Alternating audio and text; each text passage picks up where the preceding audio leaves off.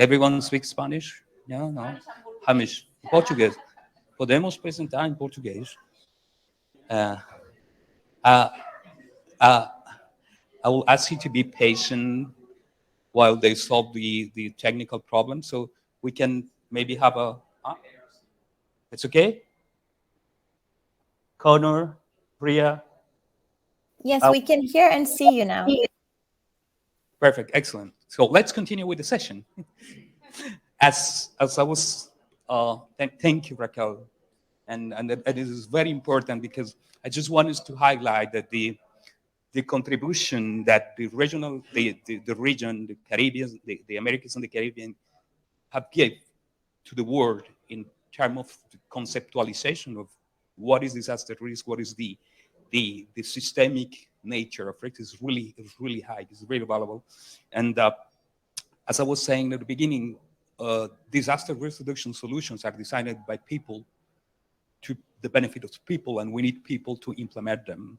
So this central aspect of people into the whole system is really important.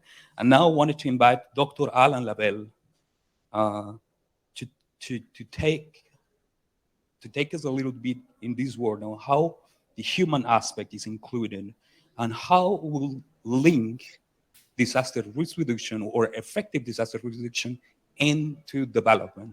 Dr. Alan Labelle, please, the floor is yours. Well, thank you very much, and I'm glad we managed to get over the technical problems. Can everybody hear me okay? Loud and clear. Perfect. Well, I'm going to just give say a few words within the framework of this meeting as a whole, somewhat from the angle of UNDRR and the Global Assessment Reports, and also the Regional Assessment Report, given that since the beginning of the Global Assessment Report in 2009, I've been on its editorial committee, and I was an advisor to the first Regional Assessment Report and will be to the second Regional Assessment Report. So though I'm an independent researcher by nature, I've been strongly linked to these two very important means of diffusing information, knowledge, channeling research from many parts of the world through the two publications themselves. So that's more or less the angle I'll take. I won't get into the details of the topic as such, but I will certainly attempt to introduce it. Maybe to begin with some contextual aspects of why what we're talking about is important and why we have to proceed with it in a far deeper and far more significant way in the future. We know for some time from an asset perspective, that is human, economic, cultural, historical assets, risk has been growing.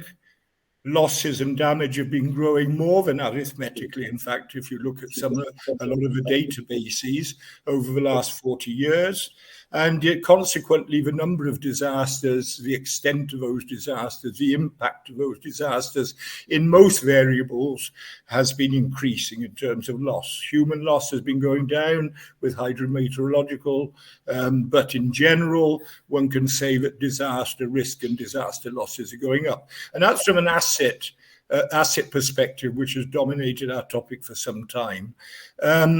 We now realize that apart from the new risk drivers which have been introduced historically over time, and they keep changing, more recently, due to the impact of globalized transnational disaster events such as the financial crisis of 2008, 2009, and now COVID, in between things like Fukushima and the Sandy event in New York and others, the whole topic of systemic risk has come on board very strongly, accepting that systemic risk has always been there, but because now of the transnational nature of it, the global nature of it, it has been taken up on in a far more serious sense.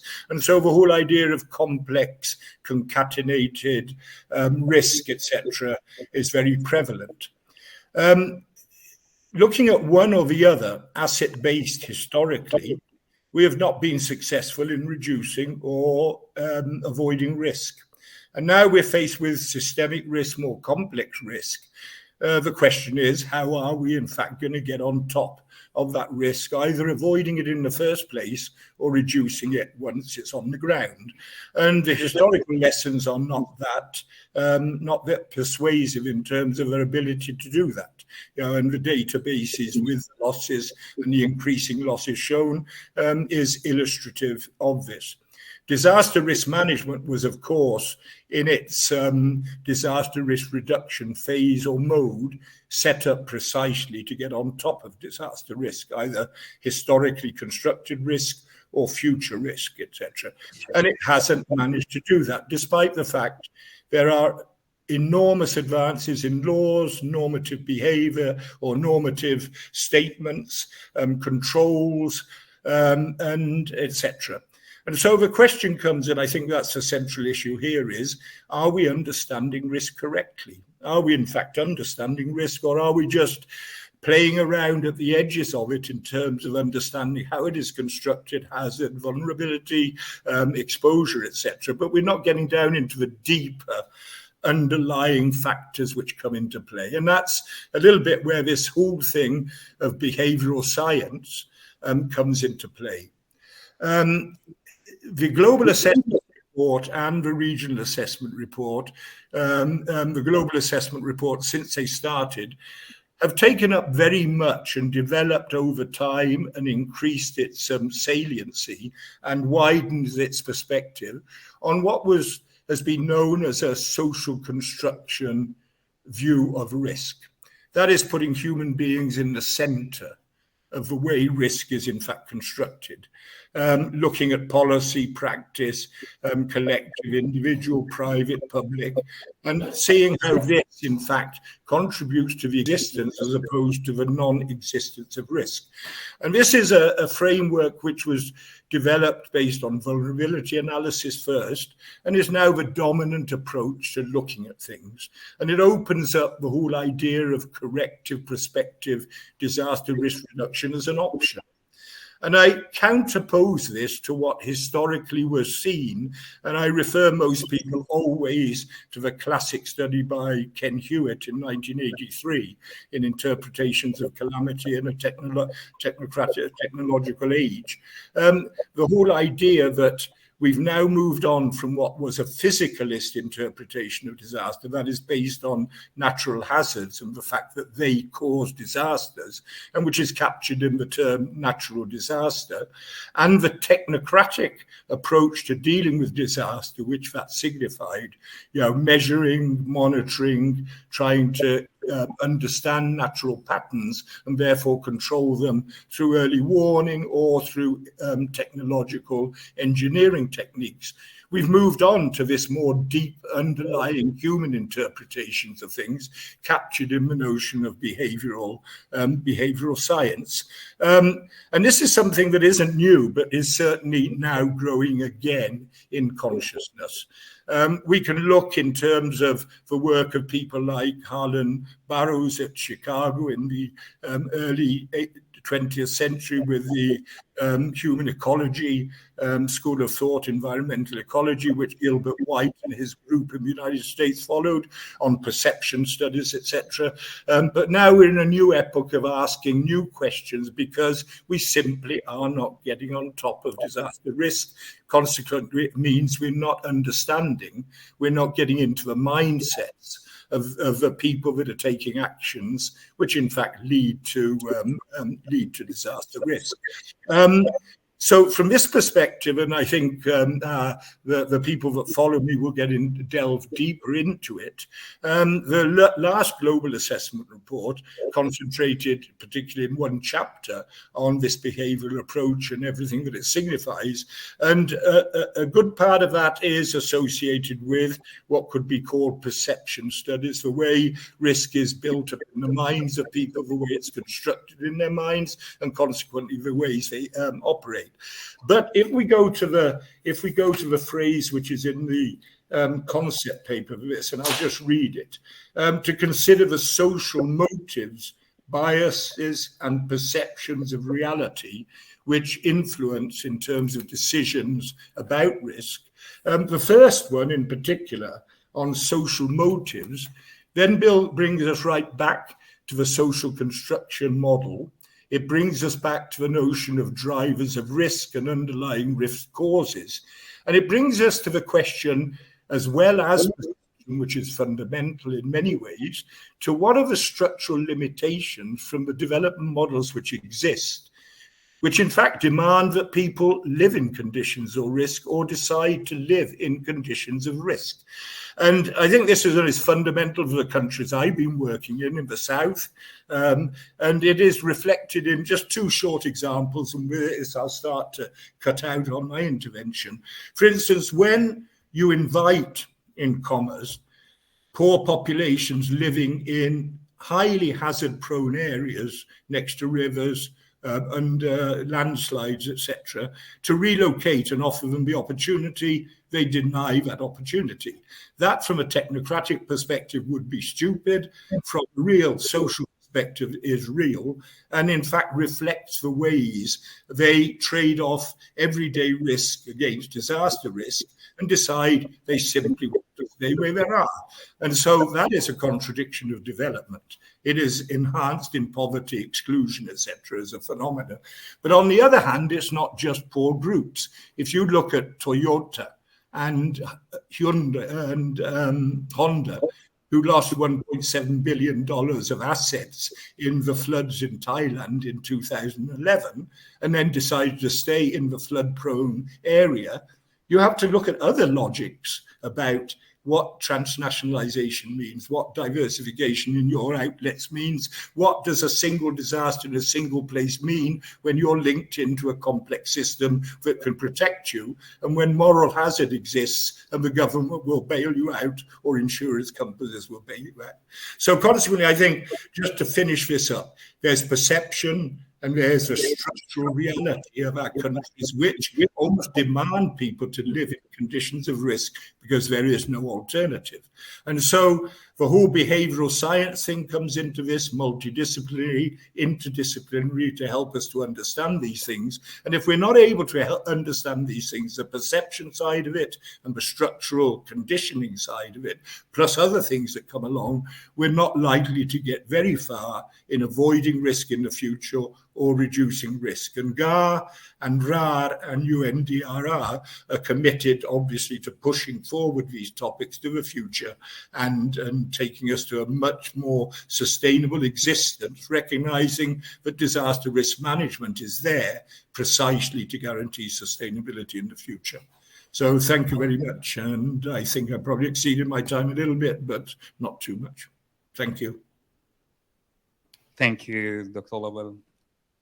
I wanted to highlight the importance of the risk perception and how people accept to live in certain level of risk. And that takes us to the fact that disasters are socially created. So we definitely need to take into account the behavioral science and the perception of risk on the design of disaster risk reduction solutions. This is a perfect introduction, thank you, Dr. Lovell, to the next topic that will be presented by Kono, that will take us through two experiences in Liberia and Iceland, and he will tell us how to overcome to these behavioral barriers to build resilience. Connor, the floor is yours. Welcome. Excellent. Thank you very much. And I apologize very much that I wasn't able to be there in person. I would much prefer it. So yes, as the focus of my talk is on the idea that it starts with the fundamental problem.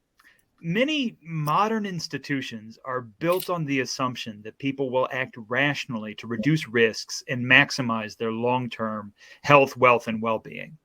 That idea is embedded in many national systems for everything from law enforcement to development to disaster risk reduction. But unfortunately, in some cases, that assumption is quite demonstrably false. So this poses an interesting challenge for resilience and disaster risk reduction. Why is it that people fail to prevent or mitigate preventable harms? And what can we do to address it? One theme of the Global Assessment Report on Disaster Risk Reduction focuses on exactly this question and specifically addressing it through the lens of behavioral science. One interesting case that illustrates this is the case of Iceland in the 2007 and 8 economic crisis. It's interesting because it illustrates the dynamics of risk, but also because the government of Iceland actually invested quite a lot of time and attention into exploring why this risk happened. And so we have some answers.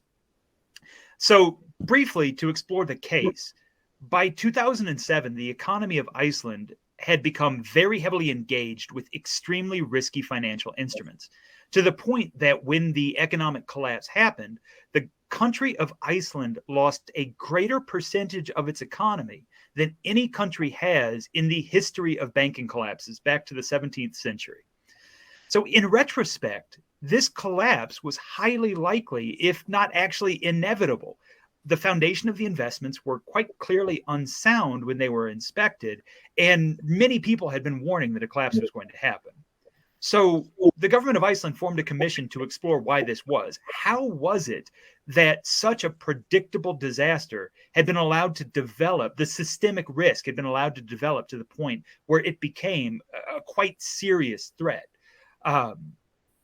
This chart here, this graph, is one illustration from their report of what this systemic risk looked like. And they concluded that one aspect of this, here in the upper right-hand quadrant, was that key decision makers in private sector and government had been influenced both by formal incentives, but also by cultural pressures that rewarded and celebrated a focus on short-term benefits and either externalized or dismissed risk.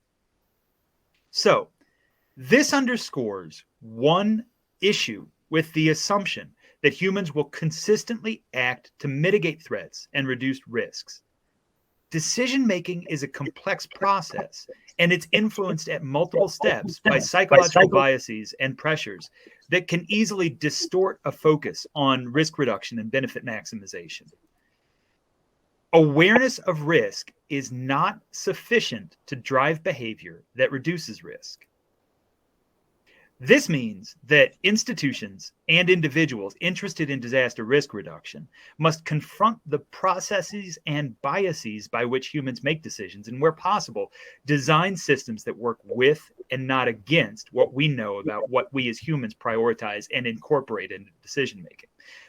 This is a theme that runs throughout the 22 GAR, and it's explored in a variety of different ways. One way that we look at it is through the lens of behavioral science. This is an umbrella term, a broad category for a large body of research on human behavior that includes research from the fields of psychology, sociology, economics, communications, and other disciplines. And broadly speaking, it has mapped out what these biases and pressures look like. So we have a foundation to start to explore what do we know about decision making and what can be done to use this to drive risk reduction. In the GAR, we identify two key streams of research on this, one based in cognitive mechanisms and one in social motives. So briefly to introduce these, in the first case, research on decision-making has identified two different systems, different approaches to decision-making, called type 1 and type 2 thinking, or what Daniel Kahneman called thinking fast and thinking slow. So generally speaking, humans make decisions based on rapid, heuristic-based analyses of information that provides generally correct answers under most conditions. The kind of careful, considered analysis of decisions that we think about when we think about human decision-making is actually much more rare. In particular, we tend towards this rapid, quick, heuristic-based approach in situations when we're dealing with many different competing claims on our attention, when there's lots of things happening, or when there are competing arguments that give us different ways or different interpretations. Or alternately, when we see issues as not immediate or not demanding attention at that exact moment. You can see why this is an issue for disaster risk reduction specifically, because in acute disasters, they're often characterized by many different competing demands for attention and many different competing narratives in the information environment. And then, of course, in longer term disasters or slow moving disasters, they are characterized by the fact that they are, by definition, slow moving. They are not acute and pressing. So this starts to set us up for understanding one reason why humans aren't that great always at disaster risk reduction. We have a bias towards short-term issues in terms of things that are immediate. And also, we tend to display a bias towards information that is immediately memorable, presented simply, and connects to existing beliefs. This framing, this type 1, type 2 framing, is the dominant way that people talk about behavioral science. This is that nudge discussion, and it's been developed very well in a lot of different approaches based in behavioral economics. However, in the GAR, we also identify a second set of influences, a second set of biases, which is around social motives, or the things that humans want from our social environment. These are fairly deeply rooted things that we seek out from the situations we place ourselves in. Things like a sense of connection to others, a sense of social regularity, a sense that we're valued. These are very deeply rooted. And in fact, we find analogies in all social animals. We can't say that every social animal feels exactly the same social motives that humans do, but the core themes arise in any social animal because these are pretty necessary for social performance. Generally speaking, we will seek out situations that meet our social motives. And given a choice between two different interpretations of our environment, one which reassures us about our social motives, others which challenge it, we will seek out the one that reassures us. So if you consider these Icelandic bankers that I introduced, they were rewarded formally by their institutions. And I'm sure there are aspects of that type 1, type 2 thinking that you can see in their decisions. But it's also the case that they were reassured by their social environment, their context, their culture, the area that they were in, that the decisions that they were making based on short-term approaches were the right way to go, even if these decisions were destructive in the long term. Collectively, then, across these different biases, developing a bias-informed approach starts with thinking carefully about what stakeholders are involved in risk reduction decisions. Institutions and individuals interested in disaster risk reduction must understand their stakeholders. They need to understand their social needs, their expectations, what their sources of information they're accessing, what their information environment looks like, and whether these stakeholders are going to be making decisions under conditions which reinforce type 1 thinking. One significant aspect of this is the question of what types of knowledge are admitted to the planning and decision-making process. It is still the case that indigenous and local knowledge is often left out of planning and decision-making. And this is a problem not only because this information is valuable for its own sake, but also because without that, it becomes very difficult to truly understand the framing, the information environment, the values, and the social context in which the communities we're working with are going to be operating. So one example of bias-informed work which illustrates both the pitfalls and the strengths of behaviorally informed work comes from work in response to Ebola in West Africa. So I call back to the slide that I had earlier, because this illustrates, I think, several of the key calls made in the GAR. So in the case of Ebola in West Africa, one vector for transmission of Ebola was the burial practices used for those who died. The IFRC was tasked with working with local governments to develop a program for safe and dignified burials. But when they rolled out this program, they found that their recommendation and engagement was resisted, sometimes even violently, by local communities. This is because the recommendations they were making were technically correct from the perspective of public health, but they required communities to deviate from very deeply held values about how to treat the dead with respect. Their recommendations were running contrary to the deeply held social motives. And this was happening in a fragmented information environment. Communities were receiving a lot of different information about what was happening, What was the threat? What were the transmission routes? What was the disease? What was needed to be done? So in that context, communities were presented with lots of different competing narratives, competing sources of information. And one of those, the one that the IFRC and local governments were promoting, was requiring them to deviate from very deeply held values. In that context, it's not very surprising that a lot of communities chose interpretations of events that allowed them to meet their social needs, even if that did not lead to a break in transmission. The IFRC recognized this and took a step back and entirely redeveloped their program. They redeveloped it along two key lines. One was they actually changed their recommendations to approaches which were similarly appropriate from a public health standpoint, but which did not require communities to deviate as strongly from their traditional approaches. And then secondly, they reapproached how they developed their information. They reconsidered who was communicating to communities, and working with local stakeholders and key decision makers and influencers, they were able to develop a communications approach which was based on key influences and messaging which met the local expectations. The end result was that they successfully contributed to a break in the transmission of Ebola. So this illustrates the call to action in the GAR, which, if I could summarize it in just one or two sentences, would be to recognize the role that people's perceptions of risks and biases play to close the gap between intention and action in reducing risks, and also to recognize that risk analytics are a valuable tool, but they are not a panacea. Now, in practice, what this looks like is going to depend significantly on the context. It's going to depend on what's the institution that we're talking about, what's the issue, what's the local context in which we're operating. At the same time, the foundation for all of this is very simple. It's understanding the perspective, the motivation, and the information environment of the key stakeholders and designing systems based on these as starting points. At the end of the day, if you take that approach, you can't go too far wrong. Thank you. And of course, you can find significantly more information and much more deep takes on all of this in the GAR itself. And I would be happy to point anybody in that direction if you would like any more information. Thank you. Thank you, Connor.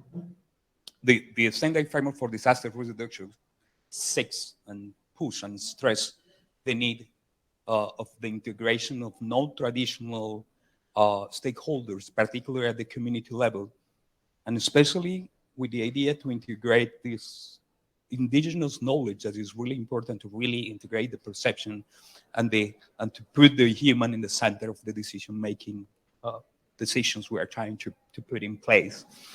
So the point of view of the community is really important. Now I want to invite Walid Afifi, who will show us how behavioral science, or what behavioral science will show us, will learn us about the communities that are facing chronic uncertainty.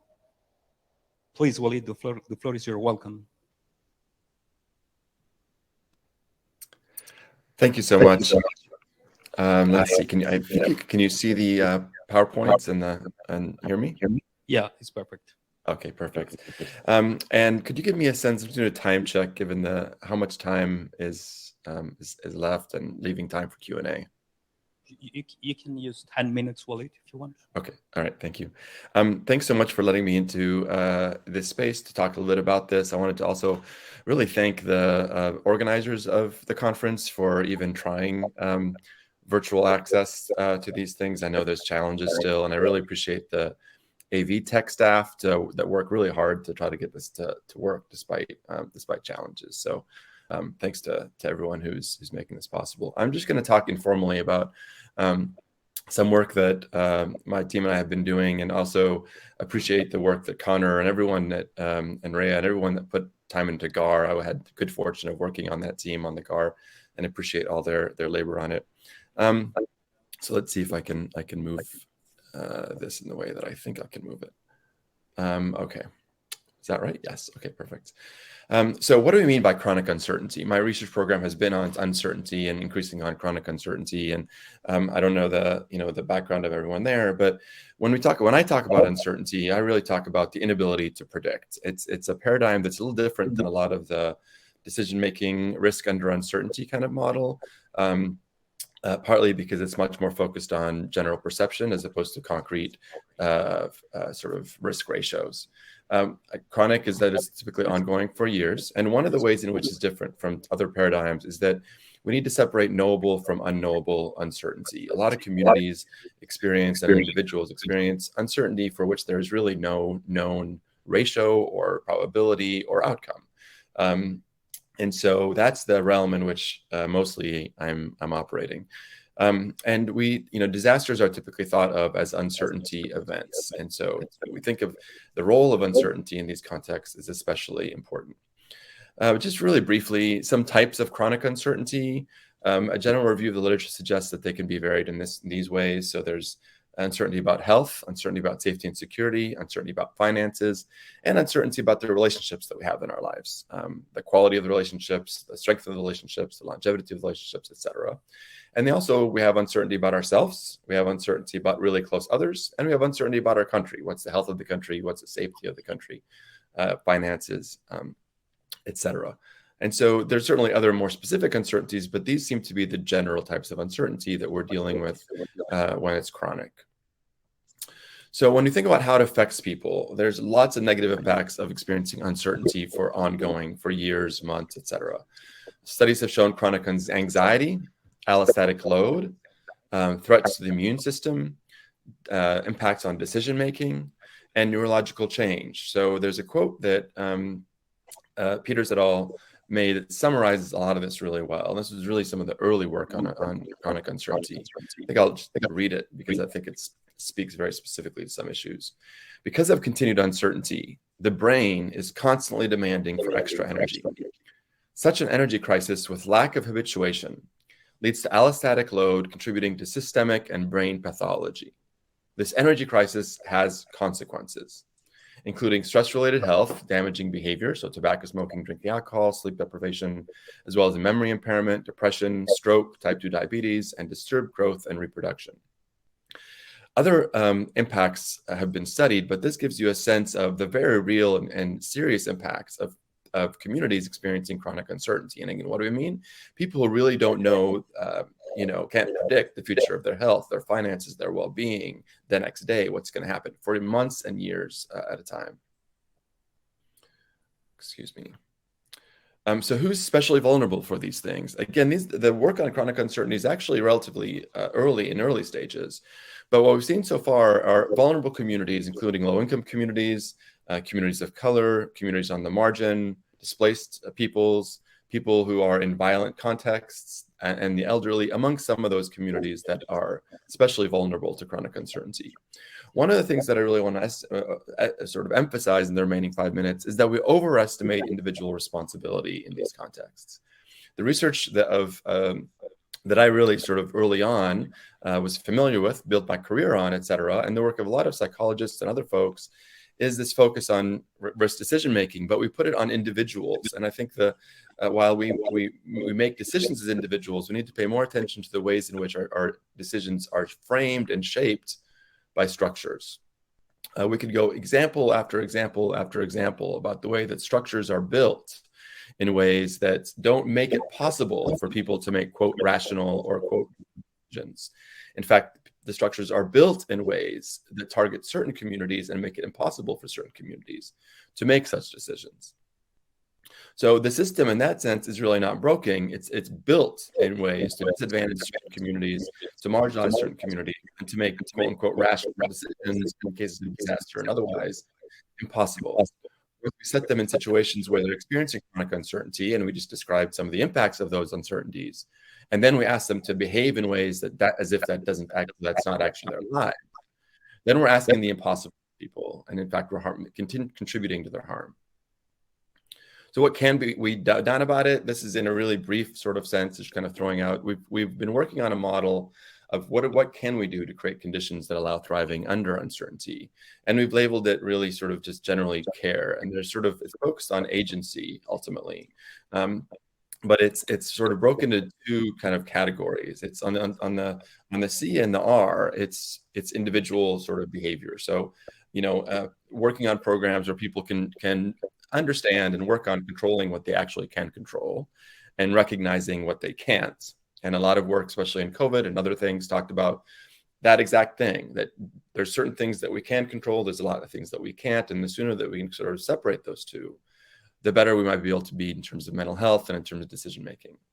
But the ones that I want to focus on a little bit more are the A and the E, which is really how we can create agency for others, how we can advocate for action that changes the conditions that create chronic uncertainty, and how we can do work that elevates the communities that are most vulnerable. And in fact, research suggests that even the individuals who are working in those spaces to elevate others and advocate benefit from that action, partly because they're then benefiting, they're working to reduce those chronic uncertainties for communities that ultimately affect and benefit the entire community. This is a very, very sort of initial and looking at Connor's amazing slides, this is not that. But my team and I are trying to put together just some of the frameworks that sort of shape our thinking on this, with some antecedents and ultimately some outcomes. And life events, structural and social determinants, and we know there's also individual differences that shape uncertainty, leading to chronic uncertainties, and also ultimately impact neurological effects, stress, and behavioral and communication outcomes. And what do I mean by that in terms of behavioral and communication outcomes? One thing we know is that emotional dysregulation is one outcome of chronic uncertainty.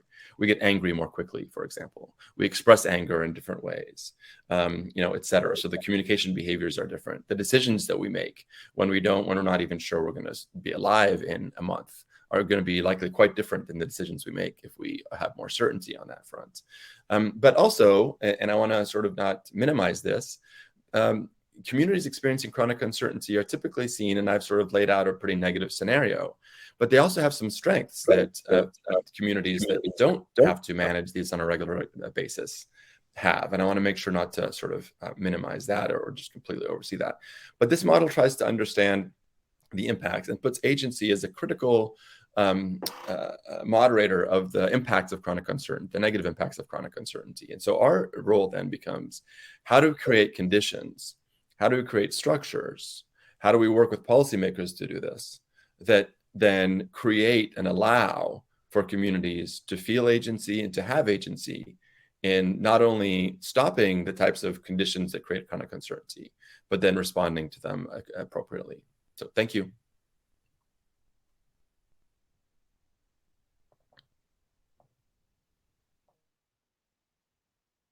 Hello. Thank you, Walid. Thank you for this excellent presentation. I wanted to wrap up the session and starting to say thank you to all our panelists, Raquel, Alan, Connor, Walid. Wanted also to say thank you to Ria Katsanakis, that is here on the screen, who is the session lead, and she's the lead of the regional assessment report at the Global Risk and Reporting Unit of UNDR in Geneva. So I'm happy because this panel can really show, based on experience and evidence, how important it is to take into account the human component on the design of disaster risk reduction mechanisms and governance and plans and strategies. And wanted just to recall one final message, that it is really important to put the people in the center of the system and to see the whole thing as a system, taking into account interdependencies, interoperational aspects between those systems, and to see the different examples we have seen today, and also think on I always recall the COVID-19 pandemic as one of the most detailed example of what means the systemic nature of risk. So thank you to everyone. I will invite you to read again the GAR and the RAR. And I will take also the opportunity to invite you to the regional platform of UNDR for the Americas and the Caribbean that will take place from the 28th of February to the 3rd of March 2023 in Punta del Este in Uruguay, a beautiful place. And if you need more information about the regional platform, you can reach Raquel here, who is one of the key members of the organization.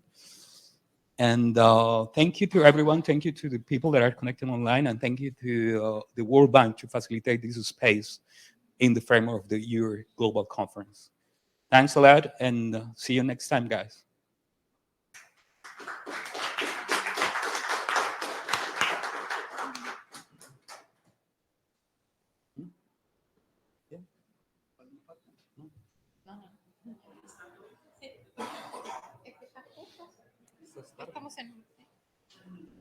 And thank you to Hamish.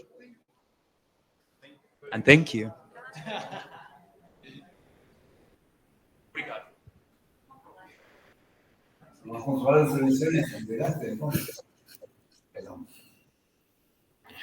Well, good to have met you, Con, Walid.